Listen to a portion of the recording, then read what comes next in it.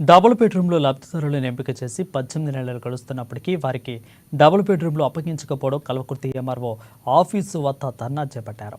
ఇక ఎప్పటికైనా తమకు అప్పగిస్తే మేము మిగిలిన పనులు చేసుకుంటామని కల్వకుర్తి ఎంఆర్ఓ ఆఫీస్ ముందు ధర్నా చేశారు. స్పందించిన ఎంఆర్ఓ వారంలోగా పనులను పూర్తి చేసి లబ్ధిదారులకు అప్పచెప్తామని చెప్పడంతో ధర్నా విరమించారు.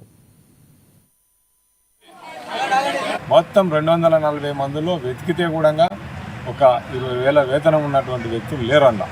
కాబట్టి మెకానిక్ పని చేసుకునేటోళ్ళు, వికలాంగులు ఉన్నారు, దాంట్లో ఇళ్లలో పని చేసుకునేటోళ్ళు, బయట పత్తి కూలిపోయేటోళ్ళు, ఇక్కడ కల్వకుర్తులు ఉంటూ బయట గ్రామాలకు పత్తి కూలకు దానికి దీనికి పలిచేలకు పోతున్నారు.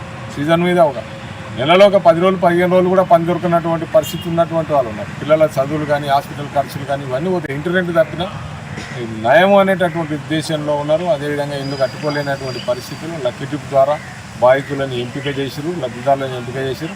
కాబట్టి ఈరోజు వారికి అనవసరంగా వాళ్ళని ఇబ్బందులకు గురి చేసే కంటే ఎమ్మెల్యే గారు చొరవ తీసుకొని అధికారులకు చెప్పి వెంబడే ఆ ఇంట్లో సర్టిఫికెట్ ఇవ్వాలని చెప్పేసి మేము లబ్ధిదారులం అందరం కూడా ఇక్కడికి వచ్చి ఈ 240 మందికి లక్కీ టిప్ ద్వారా అందరి సమక్షంలో ఫంక్షన్ హాల్లో తీసారు.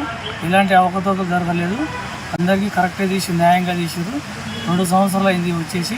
2 సంవత్సరాల నుంచి ఆ పని పూర్తయినా కొన్ని కారణాల వల్ల గవర్నమెంట్ చేంజ్ అయింది.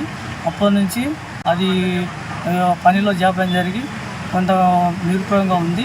దానిలో కొంచెం ప్లంబర్ పని అయిపోయింది. నెల ఏదంటే డబుల్ బెడ్రూమ్ల పైన వాటర్ ట్యాంకులు, ఆ నల్ల పైపులు కట్టినవన్నీ అన్నీ అక్కడ ఎవరు ఉండకపోవడం వల్ల అవన్నీ కూలిపోయి ఇరిపోయి గాలికి ఖరాబ్ అయింది.